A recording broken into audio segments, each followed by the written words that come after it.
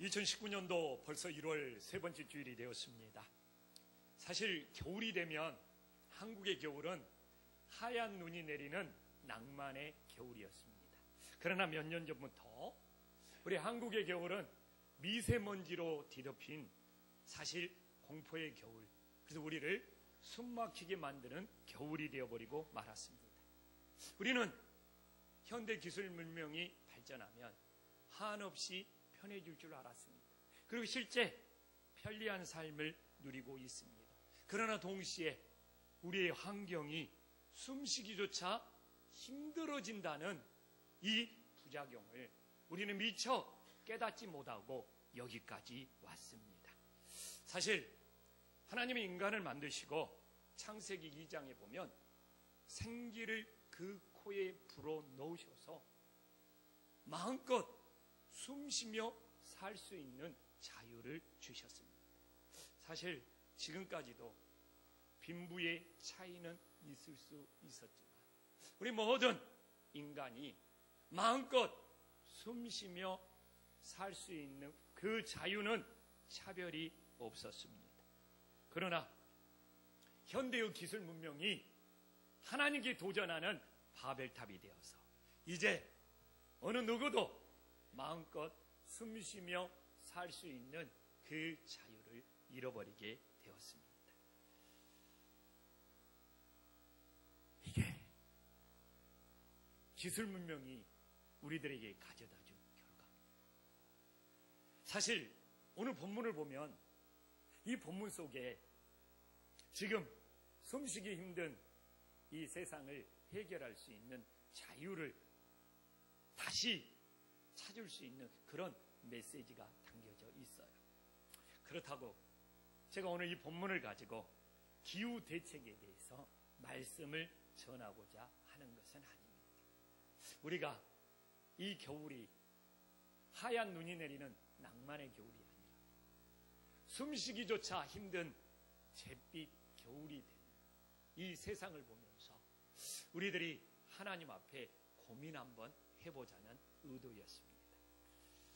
저는 우리 교회가 신년을 맞이하여 새해 어떻게 살아야 하는가 이 주제로 한 주 동안 설교를 한 적이 있습니다. 근데 그 중에서 오늘 본문에 대하여 다시 한번 설교를 해달라는 요청을 받았습니다. 저는 너무너무 기뻐서 왜 이 본문을 다시 설교해달라고 하죠? 근데 그분이 제가요 새벽마다 나와서 다른 설교는 다 잘 들었는데 이 본문은 듣다가 졸았어요.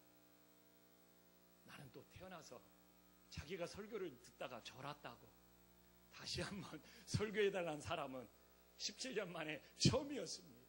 근데 그 용기가 너무 가상해서 제가 그분의 뜻을 받아서 다시 한번 오늘 설교를 하도록 했습니다. 근데 본인이 또 안으로 들어가 보니까 자기가 이 갈라디아서를 봤는데 오늘 2절에 나오는 또 5절에 나오는 너희가 짐을 서로 지라는 이 짐의 의미와 또 5절에 나오는 각자 자기 짐을 지라는 것에 대해서 좀 이해가 안 되고 분명히 다가오지 않았다는 거예요. 그래서 분명히 목사님이 새벽에 이걸 설교했는데 새벽이라 비몽사몽간 듣다 보니까 놓쳐가지고 본인뿐만 아니라 우리 교인들이 모두 들었으면 좋겠다고 간곡히 부탁해서 오늘 여러분과 이 본문을 나눕니다. 사실 오늘 말씀을 통하여 우리들이 짐을 서로 지는 그 짐의 의미는 또한 우리 각자가 져야 될 짐의 의미는 무엇인지 깨닫고 새해에 우리들이 어떤 짐이든지 잘 감당할 수 있는 은혜로운 새해가 될 수 있기를 간절히 소망합니다. 사도 바울은 이제 이 갈라디아 교회에게 서신을 보내고 오늘 6장에 보면 마무리거든요. 이렇게 마무리하면서 오늘 2절에 보면 너희가 짐을 서로 지라고 권면하고 있습니다. 근데 오늘 성경을 여러분들이 가지고 있으면 작은 글씨가 하나 있을 거예요. 그리고 이 짐은 무거운 짐이라는 이렇게 토를 달아놨습니다. 혼자 짊어지기 힘든 그 무거운 짐을 함께 짊어질 때 그리스도의 법, 그건 예수님의 사랑의 법을 성취한다고 말씀하고 있습니다. 사실 진짜 이게 사랑의 법인 것 같아요. 저도 우리 아내와 23년을 살고 있지만 아내의 무거운 짐을 내가 조금이나마 나누어서 함께 지는 것이 부부간의 사랑의 법을 성취하는 것이 정말 맞더라고요. 교회에서도 마찬가지 아닙니까? 교회에 무거운 짐을 우리 성도님들이 조금이나마 함께 나누어서 지는 것이 사랑의 법을 성취하는 것이지요. 그러면 이제 우리가 좀 더 배경을 살펴보기 위해서 갈라디아 교회는 어떻게 세워졌습니까? 바울이 1차 전도여행을 하면서 목숨의 위협을 느끼고 정말 그렇게 전도하여 어렵게 세워진 교회였습니다. 그래서 바울이 죽을 고비를 넘겨서 그러는지 갈라디아 교회에 특별한 애정이 있었어요. 그리고 사도 바울이 그 이후로도 2차 전도여행을 가고 3차 전도여행을 가는데 이제는 소아시아가 아니고 유럽으로 갈지라도 바울은 꼭 2차, 3차 선교여행에 오가는 중에 갈라디아 교회에 들려서 오직 믿음으로 구원을 받는다는 그 메시지를 가르치면서 갈라디아 교인들을 든든히 세워주는 사랑의 수고를 굉장히 많이 한 교회입니다. 근데 그럼에도 불구하고 이 갈라디아 교인들은 유대교에서 기독교로 개종한 그리고 초신자들이 많은 굉장히 어떻게 보면 연약한 교회였어요. 신앙에 연약한 자들이 갈라디아 교회는 너무너무 넘쳐나고 있었습니다. 설상가상으로 이 갈라디아 지역에는 유대인들이 많았는데 이 유대인들이 갈라디아 교회까지 들어와서 바울의 복음을 해방하면서 혼란스럽게 만들고 있는 거예요. 그래서 사도 바울이 이런 근심과 염려 속에서 편지를 보내고 있는 것입니다. 그러면 갈라디아 교회 유대인들은 바울의 복음을 어떻게 해방하였습니까? 이 친구들은 바울의 사도권을 인정하지 않았어요. 그래서 사도 바울이 갈라디아를 교회의 편지를 시작하면서 1장 1절에 보면 사도권을 인정하지 않는 그 갈라디아 유대인들에게 야, 내 사도권 사람들에게 난 것이 아니야. 하나님 아버지로 말미암아 본인이 사도권을 인정받았다고 표현하고 있습니다. 그런데 이게 굉장히 중요한 고백이에요. 사도 바울처럼 사람이 세운 것이 아니고 내가 가지고 있는 직분이든 사명이든 하나님이 세워주셨다는 영적인 자존감이 있어야지만 바울처럼 고난이 닥치고 핍박이 닥칠지라도 포기하지 않고 끝까지 믿음을 지킬 수 있음을 믿으시기를 간절히 소망합니다. 그래서 우리들에게도 하나님이 나를 세우셨다는 이 영적인 자존감이 필요한 거예요. 그래야지만이 사람들이 흔들지라도 넘어지지 않고 믿음을 지킬 수가 있습니다. 또 하나는 이게 이제 본론인데 바울은 갈라디아 교회를 보더라도 로마서와 동일하게 오직 믿음으로 구원을 받는다는 거예요. 근데 거기에 있는 유대인들이 오늘 이 1장 7절에 보면 교란하는 거예요. 뭐냐? 야, 율법으로도 구원받아. 그러니까 너희들 할례 받아라. 또한 정결한 음식만 먹어야 된다. 이렇게 정결법으로 오직 믿음으로 구원을 받는다는 그 연약한 성도들을 교란하고 흔들리게 하고 넘어지게 하는 거예요. 그래서 사도 바울이 너무 가슴이 아파서 이 1장 8절과 9절에 보면 한 번으로 끝나지 않아. 오직 믿음으로 구원을 받는다는 것이 아닌 다른 복음에 대해서 전한다면 그런 율법이나 그런 할례나 그런 정결법을 전한다면 너희들 저주를 받을 거야. 이렇게 8절과 9절에 반복적으로 사도 바울이 간절히 외치고 있습니다. 이걸 보면 우리도 바울처럼 오직 믿음으로 구원을 받는다. 이 복음의 확신이 있어야지만이 이런 이단들이나 다른 복음에 흔들리지 않고 예수님의 증인이 될 수 있음을 믿으시기를 간절히 소망합니다. 그래서 우리는 오직 믿음으로 구원을 받는다는 것에 대해서 확신이 있어야 돼요. 그리고 세상의 어떤 이론에도 흔들리지 않아야지만 그 예수님을 바울처럼 땅끝까지 증거할 수 있음을 믿으시기를 간절히 소망합니다. 근데 제가 말했잖아요. 갈라디아 교인들은 연약해요. 초신자들이 많아요. 그래서 이렇게 유대인들이 교란하니까 그 말이 걸림돌이 되어가지고 자꾸 넘어지고 흔들리는 거예요. 그래서 사도 바울은 야, 유대인들이 걸림돌 노릇할지라도 너희들의 그 무거운 짐을 서로 좀 짊어지면서 서로에게 디딤돌이 되기를 원하는 바울의 간절한 마음이 담겨져 있는 거예요. 유대인들이 너무 걸림돌이 되니까 좀 이렇게 갈라디아 교인들이 좀 연약한 자, 초신자, 서로의 짐을 짊어지면 좀 이렇게 디딤돌이 되어서 좀 이렇게 이겨낼 수 있지 않을까. 그래서 우리도 이 바울의 마음을 잘 알아서 좀 새해에는 우리들의 말과 행동이 누군가에게 걸림돌이 되는 것이 아니라 디딤돌이 되는 은혜의 역사가 일어나기를 간절히 소망합니다. 네, 인사 한번 했으면 좋겠어요. 옆 사람한테 내가 당신의 디딤돌이 되어줄게요. 네. 그렇잖아요. 네. 근데 사도 바울은 참 이 말을 그냥 읽는 것이 아니에요. 오늘 너희가 무거운 짐을 서로 지라는 것을 누군가에게 영향을 받았어요. 그리고 그 영향을 받아 갈라디아 교인들에게 권면하고 있어요. 누구의 영향을 받았습니까? 정말 바울 서신을 보면 사도 바울은 철저하게 예수님께 영향을 받았고 예수님의 말씀을 따르고 있다는 것을 알 수 있어요. 3년 동안 예수님을 따라다닌 제자보다도 바울이 로마서든 갈라디아서든 에베소서를 보면 얼마나 예수님의 영향을 받고 있는 줄 알 수 있어요. 오늘 말씀도 예수님이 직접 했던 마태복음 11장 말씀에 영향을 받고 있어요. 제가 여기에 짐은 바울이 말하는 짐은 무거운 짐이라고 우리가 작은 글씨를 통해서 찾아봤잖아요. 봐보십시오. 예수님이 이미 수고하고 무거운 짐진 자들아 다 내게로 오라. 내가 너희를 쉬게 하리라. 그리고 30절에 보더라. 이는 내 맹에는 쉽고 내 짐은 가벼움이라. 여기 본문을 보면 예수님이 우리의 짐을 없애준다 이러지 않았어요. 본문을 정확히 묵상해야 합니다.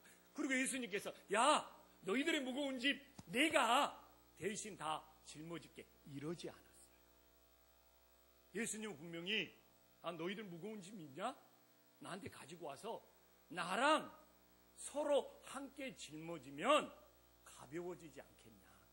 그리고 함께 이겨낼 수 있지 않겠냐? 이렇게 예수님은 말씀하고 있어요. 근데 한국 교회가 착각이에요. 예수님이 우리의 무거운 짐 다 없애준다. 예수님이 다 대신 우리의 죄는 예수님이 십자가에서 다 짊어졌어요. 근데 이것이 이상하게 우리의 무거운 짐까지도 예수님이 다 짊어졌다고 착각하는 그런 좀 신앙의 혼동이 있어요. 그러나 우리가 이 땅에 살아있는 동안 우리는 항상 인생에 무거운 짐이 있음을 깨달으시기를 간절히 소망합니다. 근데 그 짐이 무겁다고 생각하시며 오늘처럼 예수님께 나와서 예수님과 함께 짊어질 때 그 무거운 짐이 가벼워지고 함께 감당할 수 있음을 믿으시기를 간절히 소망합니다. 그래서 한국 교육이 좀 지금 부모들의 교육이 자녀 교육을 실패하고 있다는 거예요. 엄마들이 다 해줘. 부모들이 다 해줘요. 그래서 좀 자녀들이 좀 부모와 함께하는 것이 서로 짊어지는 것이 좋은데 힘드니 어렵니? 부모들이 내가 다 해줄게. 이것이 자녀들을 서지 못하도록 자녀들의 교육을 망치고 있다는 걸 깨닫고 부모들이 설사 자녀가 힘들지라도 부모가 대신 다 해주는 것이 아니라 서로 함께 짊어지는 것이 참다운 교육이 된다는 것 또한 우리들이 기억할 수 있기를 간절히 소망합니다. 그래서 바울도 주님의 말씀을 따라서 이 갈라디아 교회의 연약한 자들이 무거운 짐을 짊어지고 넘어지거나 쓰러지면 안 되니까, 야, 우리가 예수님처럼 서로의 짐을 좀 함께 짊어질 때, 나누어 짊어질 때 가벼워져서 견디고 이겨낼 수 있지 않느냐, 이런 의도로 권면하고 있는 거예요. 사실 저도 이렇게 새해를 시작하면서 제일 고마운 사람이 누구냐, 제일 감사한 사람이 누구냐, 왜 목사님은 편해야 하고 왜 목사님은 누구만 좋아해, 이게 아니에요. 이 교회에도 무거운 짐이 있습니다. 우리 김포 한신교회도 무거워. 어떻게 조영식 목사 혼자 이 교회의 무거운 짐을 다 감당할 수 있겠어요? 좀 그 짐을 나누어져서 좀 서로 함께 지려고 하는 그 마음에 제가 정말 고마움을 느끼고 감사함을 느끼는 것이죠. 무슨 제가 편애를 하고 누구를 좋아하고 그러겠어요?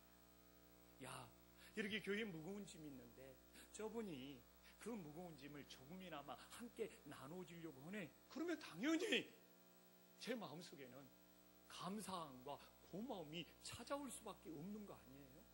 근데 그 마음마저도 왜 이렇게 편해하냐? 왜 이렇게 차별하냐? 그건 좀 잘못된 시선이 아닌가 생각을 합니다. 그래서 한국교회 어느 교회마다 무거운 짐이 없는 교회가 누가 있겠습니까? 그러나 모든 성도가 그 무거운 짐을 함께 나누어지면 그 교회는 가벼운 짐, 기쁨이 넘치는 교회가 될 거고, 그걸 목회자나 무슨 회장이나 무슨 임원에게 다 떠맡기다 보면 무슨 직분만 맡고 무슨 일만 맡고 그렇게 1년 지나면 다 지쳐서 쓰러지고 넘어져 버리는 것이 되는 것이죠. 그래서 오늘 이 말씀을 통하여 우리가 짐을 서로 지는 마음, 이게 부부간의 사랑이고 사랑의 법을 성취하는 것. 교회에서도 무거운 짐을 서로 나누어 지는 것이 사랑의 법이고 교회를 든든히 세우는 은혜의 역사가 됨을 믿으시기를 간절히 소망합니다. 제가 말했잖아요. 오늘 이 갈라디아 교회는 연약한 성도들이 많다고. 그래서 바울이 고민이 있다니까요. 오늘 1절에 보면 바울은 이 서신을 보면서 뭐라고 했어요? 그들이 범죄할까 늘 염려를 해요. 걱정을 해요. 왜? 너무나 연약한 영혼들이 많기 때문에. 근데 여기서 범죄는 고의성이 없는 거예요. 의도성이 없는 거예요. 그냥 우발적으로 믿음이 연약하다 보니까, 육신이 연약하다 보니까 넘어지고 실수하는 것을 의미하는 거예요. 그래서 이렇게 좀 이렇게 고의성이 없고 의도성이 없고 좀 육신이 연약하여 넘어지는 경우에는 그냥 정죄하고 판단하기보다는 좀 서로 짐을 함께 짊어지면서 이겨낼 수 있도록 도와줘야 되는 것이 아니냐, 이 사랑의 마음으로 이 말씀을 전하고 있다는 것을 깨달으시기를 간절히 소망합니다. 저도요, 목회를 하면서 구별은 해야 될 것 같아요. 저 사람이 좀 고의적이냐 아니면 좀 의도하지 않고 실수한 거냐, 이건 차이가 많은 것 같아요. 그렇잖아요. 우리가 알지만 교회에서 무슨 가짜 뉴스를 막 퍼뜨리고 거짓말을 퍼뜨리고 좀 이렇게 험담을 한다는 것은 좀 의도성이 있는 거잖아요. 그러나 좀 이렇게 우발적으로 의도하지 않았는데 사람이 실수하는 경우는 있어요. 근데 이걸 집요하게 물고 늘어지고 막 뭔가 책임져라고 하면은 그 사람 쓰러뜨려 버려요. 사실 저도 완벽한 사람 아니잖아요. 새해를 보내면서 저도 연약하여 실수할 수 있어요. 근데 저한테에 대한 잣대도 똑같은 거예요. 목사님이 저걸 의도적으로 했느냐 고의적으로 했느냐, 아니면 저처럼 노출이 많고 공개적으로 말을 많이 하는 사람은 어떻게 보면 의도하지 않았는데 실수했구나. 사실 이런 경우도 1년을 지내다 보면 몇 번은 있거든요. 사람인지라. 근데 이렇게 고의성이 없이 실수하는 것 같고 집요하게 물고 늘어지면 사람 진짜 질리고 지쳐서 쓰러집니다.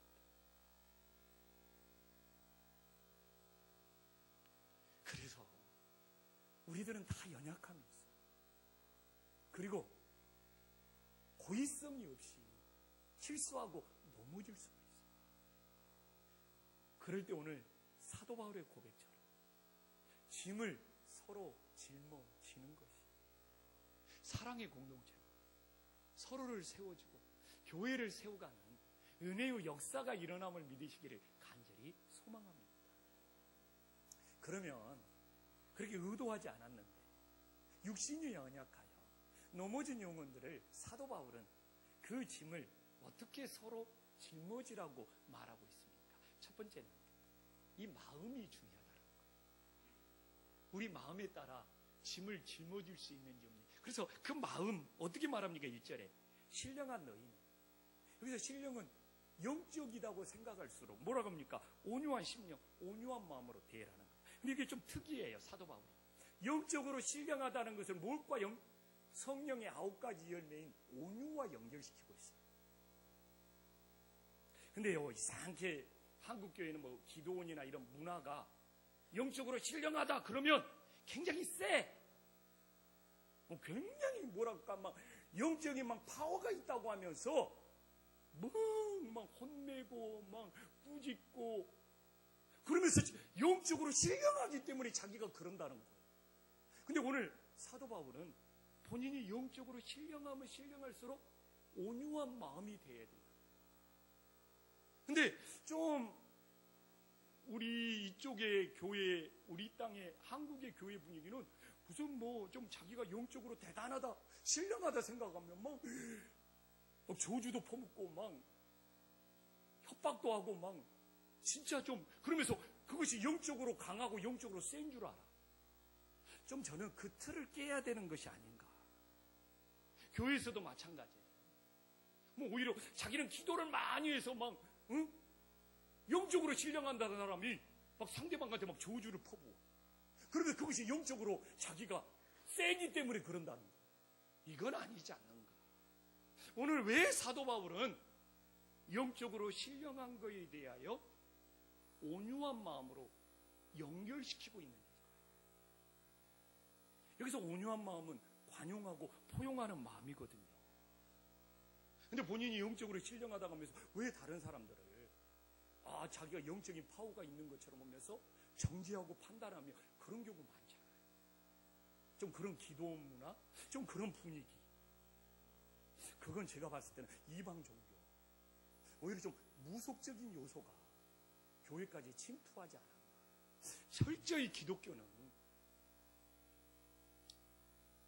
신령할수록 영적일수록 성령의 9가지 열매인 온유와 연결이 됨을 다시 한번 깨달으시기를 간절히 소망합니다. 그래서 좀 한식교회 성도님들이 온유했으면 좋겠어요.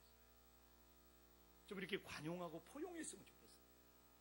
제가 오늘도 이렇게 예배 시간에 보는데 성도님들 얼굴이 좀 더 부드러웠으면 좋겠어요. 제가 가끔 누가 물어봐요. 목사님은 왜 이렇게 쳐다보다가 갑자기 천정을 쳐다볼 때가 있습니까? 그때 무서운 얼굴을 만난 거예요. 환한 얼굴을. 그래서 딱 봤는데 좀 이렇게 부드럽고 편하면 싼 건데 너무 이렇게 무섭고 하나 있으니까 나도 모르게 천정을 쳐다봐주게 되는 거예요. 진짜 그럼요. 생각해 보십시오. 옆 사람 얼굴 한번 봐보십시오. 좀 이렇게 부드럽고 온유하면 어떻게 해요? 같이 웃음이 나오는데 좀 환한 표정 짓고 있어 봐요. 반대로 돌리게 되지. 제 말이 틀려요? 이게 맞아요, 진짜.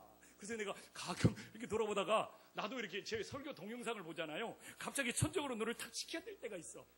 그때가 바로 환한 얼굴, 무서운 얼굴을 만나는 거예요.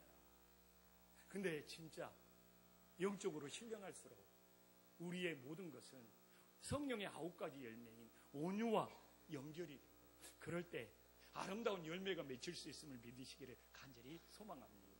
우리 옆 사람하고 이때도 인사 한번, 당신의 얼굴 너무 온유하네요. 예.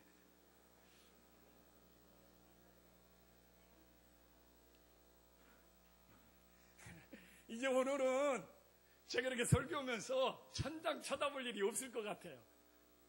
예. 매주 써먹어야 되겠네. 이렇게 연약한 영혼을 세워주려면 우리 마음이 중요하다는 것이죠. 두 번째로 뭐냐? 우리의 행동이 어때야 되는지를 바울은 이야기하고 있어요. 1절에 보면 바로잡으라는 거예요. 그래서 오늘 중요한 것은 바로잡는다는 의미가 무엇일까? 이 뜻을 정확히 깨달아야 돼요. 이건 뭐냐? 뼈가 부러져 있을 때 그걸 바르게 맞춰주는 거예요. 뼈가 어긋났을 때 그 뼈를 바로잡는, 이게 의학적인 용어예요. 뼈가 틀어져 있는 사람 어떻게 하는 거예요? 의사 선생님들 뭐 합니까? 그 뼈를 바로 잡아준다고 하잖아요. 그때 사용하는 단어예요. 근데 이 말씀이 너무 맞아요. 봐보십시오. 믿음의 뼈대가 틀어져 있다. 이분들이 무거운 짐을 질 수 있느냐 이거예요. 무너져 내려버리는 것이죠. 그래서 우리 몸에 이 척추, 이 뼈대라는 것이 사람을 지탱하는 일에 너무 중요합니다. 근데 지금 여기서 바로잡는다는 것은 그 믿음의 뼈대가 무너져 있다는 거예요. 믿음의 뼈대가 무너져 있는 사람은 어떤 짐도 짊어지기가 힘들다는 거예요. 그래서 우리에게 중요한 것은 뭐예요? 그 믿음의 뼈대가 무너져 있는 사람을 바로 맞춰주는 것이 사랑의 법이 된다는 것을 깨달으시기를 간절히 소망합니다. 그래서 연약한 자들이 믿음의 뼈대가 무너져 있는데 이 짐을 짊어져라, 이 짐을 짊어지라, 감당할 수가 없는 거죠. 그러니까 우리가 그 믿음의 뼈대를 맞춰주고 함께 짊어지면서 서서히 더 감당할 수 있도록 서로 짐을 져주는 사랑의 법이 필요하다는 것을 우리들이 다시 한번 깨달을 수 있기를 간절히 소망합니다. 또 하나는 뭡니까? 오늘 1절에 보니까 우리 자신을 살펴봐라는 거예요. 남의 믿음의 뼈대가 무너져 있는 것만 보지 말고 혹시 내 믿음의 뼈대에도 금이 가 있지 않는지 살펴봐라. 그런 거 있잖아요. 언제부턴가 예배에 나오기도 싫고 하나님 앞에 헌신하는 마음, 하나님 앞에 충성하는 마음을 자기 자신도 모르게 잃어버렸잖아요. 그럴 때 혹시 내가 내 믿음의 뼈대에 언제부턴가 모르게 금이 가 있지는 않는지, 그런 거 있잖아요. 금이 가 있고 무너져 있다면 나도 모르게 서서히 하나님을 향했던 마음들이 식어지고 뒷걸음질을 치는 것이 우리들의 모습입니다. 그래서 우리가 다른 사람을 정죄하기도 전에 내 자신에게도 혹시 새해를 시작했는데 내 모습이 왜 이럴까 하면서 내 자신 안에 언제부턴가 모르는 게 믿음의 뼈대에 금이가 있는 모습은 없는지 내 자신을 살펴봤을 때 오늘 본문 말씀처럼 어떤 시험이 닥칠지라도 내 믿음의 뼈대가 든든히 서 있으며 그 시험을 물리치는 건데 내 믿음의 뼈대에 금이가 있고 만약에 무너져 있다면 어떻게 보면 작은 시험, 작은 말에도 흔들리고 넘어지게 된다는 것이죠. 우리가 새해에는 우리 모두 우리 자신을 살펴야 돼요. 저도 내 자신을 살펴야 돼요.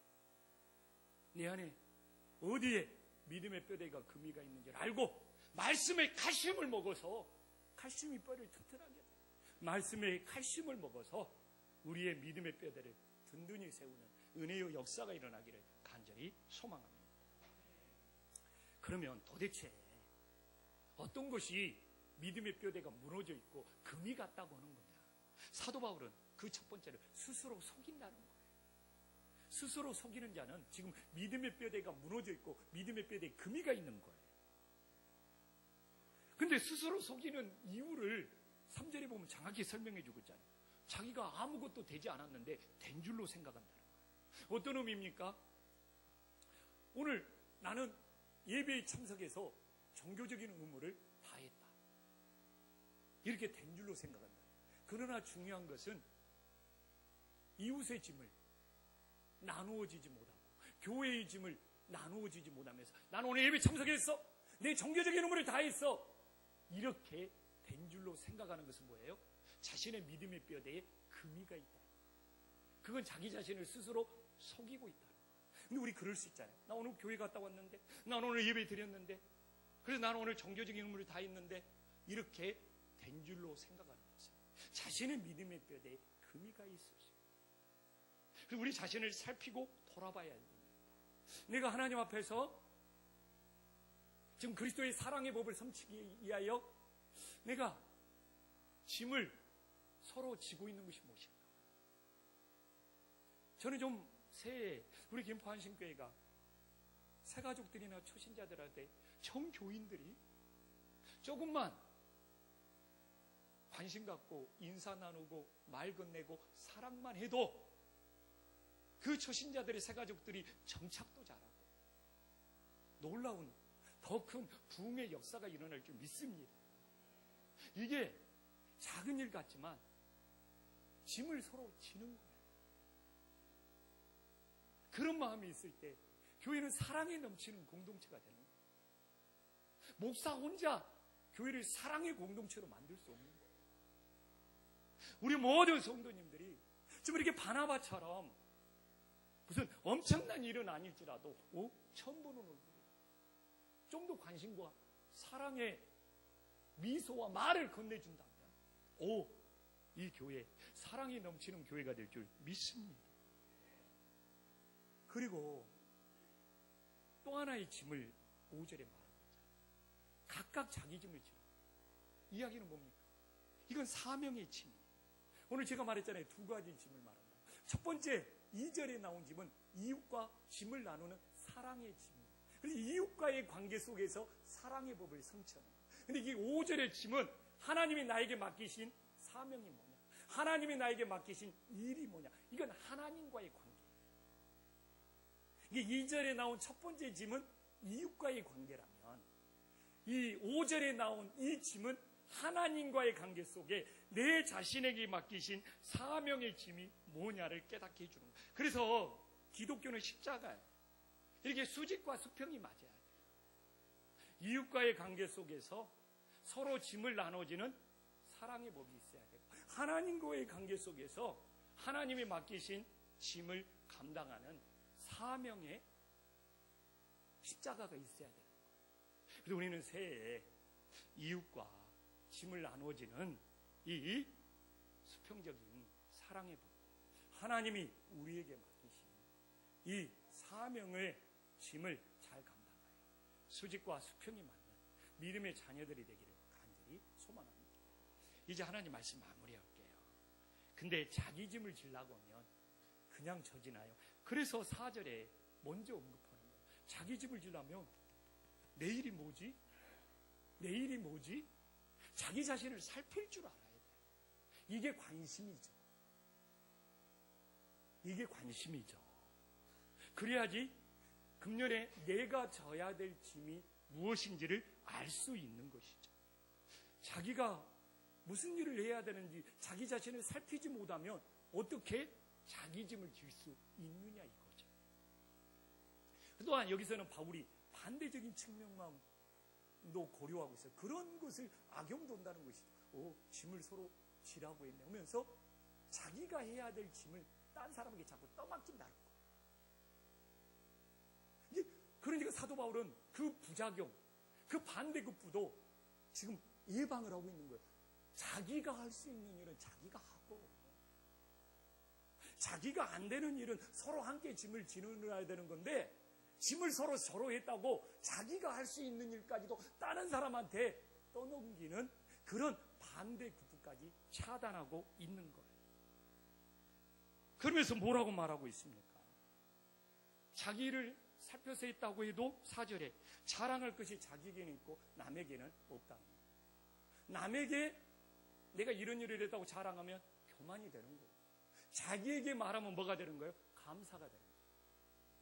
이 자기에게는 내가 오늘도 하나님 앞에 이런 일을 했네?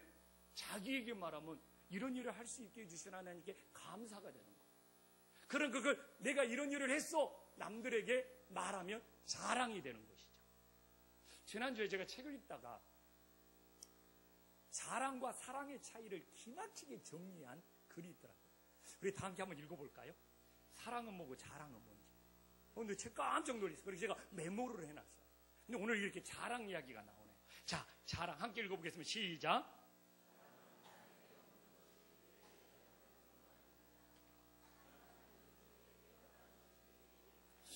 참 이게 기막힌 표현이잖아요. 자랑은 나한테 없는 것이 나한테 있어. 이렇게 뻐기는 교만이고, 사랑은 너에게 필요한 것이 나에게 있다. 이럴 때 짐을 서로 지으며 나눌 수 있는 사랑이 되는 거죠. 그래서 혹시 하나님의 새해에 우리에게 주신 것이 있다면 너희에게는 없지 나에게만 있어. 교만이 자랑이 되지 않고 이웃의 짐을 함께 짊어지라고 하나님의 필요한 것을 나에게 주셨네. 이 감사가 될 때 사랑이 된다.